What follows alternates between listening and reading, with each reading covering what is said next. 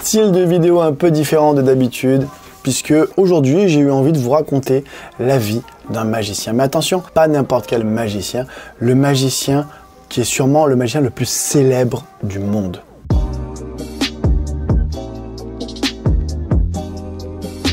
Voilà, ni plus ni moins. Mais avant que je vous raconte la vie de ce magicien et puis surtout sa fin tragique, n'hésite pas à t'abonner et activer la petite cloche pour être prévenu des prochaines sorties, ça c'est très important. Et bien sûr, si ce format de vidéo te plaît, n'hésite pas à mettre un petit commentaire justement pour me le dire que ça te plaît. Et comme ça, je sais que je pourrais peut-être en refaire d'autres. Et on commence tout de suite cette histoire. Comme je vous l'ai dit, c'est pas l'histoire de n'importe quel magicien. Son nom de scène est synonyme d'évasion. Sa capacité à se sortir de situations apparemment impossibles et puis son don pour la communication ont fait de lui une légende en son temps. Mais commençons par le commencement. Il s'appelle Erik Weisz ou Erich Weisz d'ailleurs. Dites-moi si vous parlez hongrois, puisqu'il est hongrois. Si on dit Eric ou Erich, mais ici on va dire Eric, c'est ce qui me semble le plus simple et le plus logique. Eh bien, Eric est né en 1874 en Hongrie. Il est né dans une grande famille, oui, puisqu'il avait 5 frères et une sœur. Donc ça veut dire 6 frères et sœurs, plus lui 7 enfants. Les parents, ils n'ont pas chômé, je peux te garantir, ils se sont allés à fond. Et quand il a 4 ans, sa famille part s'installer à Appleton, dans le Wisconsin, donc c'est aux États-Unis. Et donc le petit Erich, il avait des prédispositions sur le côté artistique, tu vois, parce que dès l'âge de 9 ans, il fait ses premières prestations en public, mais alors pas du tout en tant que magicien, tout simplement en tant que trapéziste. Oui, trapéziste. Il avait même comme surnom Eric, le prince des airs. Donc classe. Mais c'est après avoir vu le Dr Lin, un magicien itinérant qui faisait le tour des anneaux, que Eric a commencé à être fasciné par la magie. Il avait alors 17 ans à ce moment-là. Et en fait, il a pris la magie comme une alternative à l'usine. Voilà, parce que c'était à cette époque-là, soit il allait travailler à l'usine, soit il faisait autre chose. Et lui, il a opté de faire autre chose, c'est-à-dire de faire de la magie son métier. Alors au début, il fait équipe avec un dénommé Jack Hyman. C'est un compatriote hongrois à lui qu'il a rencontré aux États-Unis. Et ensemble, ils forment les frères Houdini. Ça y est, le nom commence à vous parler légèrement, c'est bien de lui que je parle. Et en fait, il a emprunté ce nom Houdini comme un hommage à Jean-Eugène Robert Houdin, qui était le magicien le plus célèbre à l'époque. Et bien que Robert Houdin soit mort 3 ans avant la naissance d'Eric, voilà, il a voulu lui rendre hommage et il a emprunté le nom Houdini. D'ailleurs, au passage, Jean-Eugène Robert Houdin, qui était effectivement le magicien le plus connu à cette époque-là, mais qui, en plus, pour nous magiciens, est le père de la magie moderne. C'est lui qui a amené la magie dans les théâtres et qui en a fait cet art comme on le connaît maintenant. D'ailleurs, je vous avais déjà brièvement parlé de Robert Houdin dans cette vidéo, je vous la remets juste ici. N'hésitez pas à aller la voir, c'était 4 petites choses à savoir sur la magie, donc assez intéressant aussi. Alors, revenons à Eric et à Jack. Leur spécialité à eux, c'était le Great Escape. Entendez, escapologie en fait. L'escapologie, c'est l'art de l'évasion, de s'échapper de toutes sortes d'entraves. Des menottes, des chaînes, des cordes, des sacs, tout. On va pas se mentir, la collaboration avec Jack sera de courte durée. Et rapidement, Eric rencontre Beatrice Ranner, qui deviendra sa partenaire à la fois sur scène et dans la vie. Alors bon, Eric, il rencontre pas le succès tout de suite. Pendant 5 ans, il survit de la magie. Enfin bref, c'est la galère quoi. Il essaye de changer de style de magie. Il passe de la manipulation de cartes aux grandes illusions. Mais rien n'y fait. Il arrive même en 1896 à vouloir abandonner, jeter sa carrière de magicien à la poubelle. Il met même une annonce dans les journaux offrant de vendre tout son matériel de magie pour la somme de 20 $.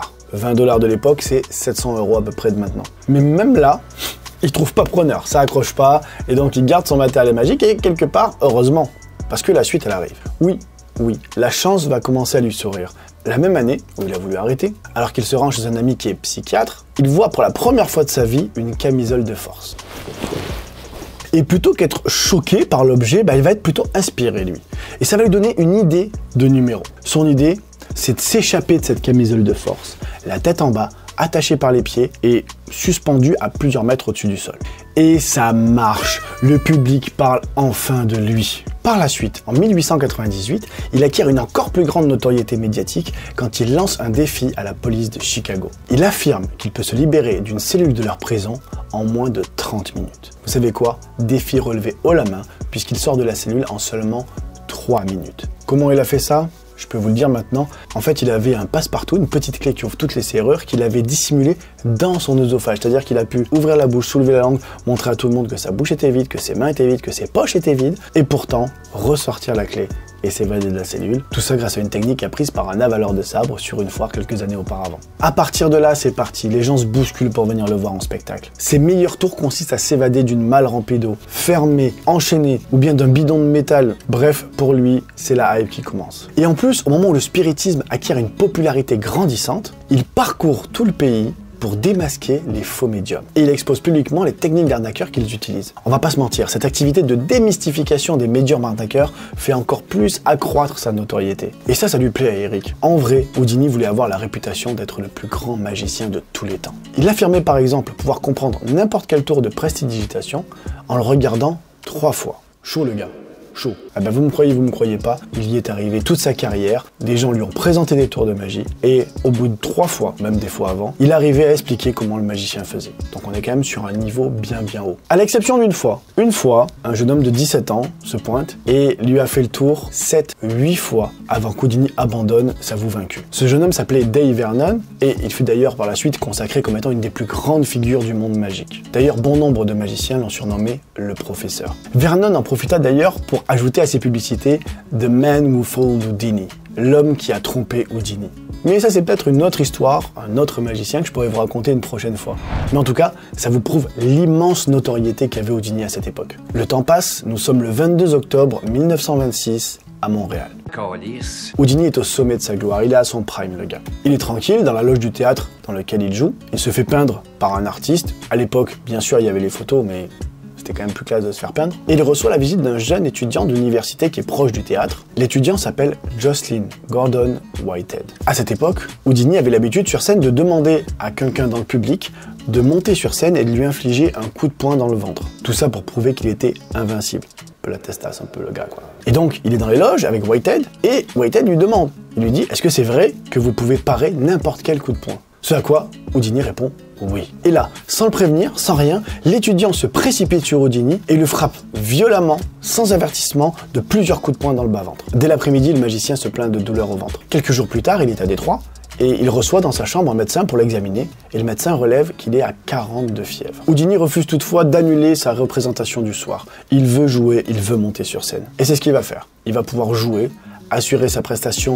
non sans mal, forcément, il n'était pas dans un état ouf, tu vois. Et si vous avez déjà entendu parler d'Houdini avant cette vidéo, vous avez peut-être entendu cette légende comme quoi il serait mort sur scène. Eh bien non, pas du tout. C'est le 31 octobre, quelques jours plus tard donc, et pas du tout sur scène, qu'Houdini meurt. Il meurt d'une péritonite consécutive à la rupture de l'appendice. Alors, le fait que les dommages sur son appendice aient été causés par les coups de poing assénés par Whitehead fait encore aujourd'hui l'objet de controverses. Pourquoi? Parce que Houdini, avant d'avoir reçu les coups de poing, se plaignait déjà de maux de ventre. Après, perso, je suis pas docteur, mais je pense pas que ça allait aider à aller mieux, tu vois. Voilà qui clôture cette vidéo où je vous parle d'Harry Houdini, le magicien sûrement le plus célèbre de toute l'histoire.